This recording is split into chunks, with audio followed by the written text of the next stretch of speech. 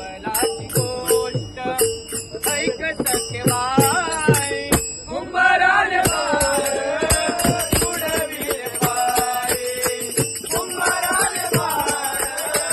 उडविले पायी कुंभाराने बाळ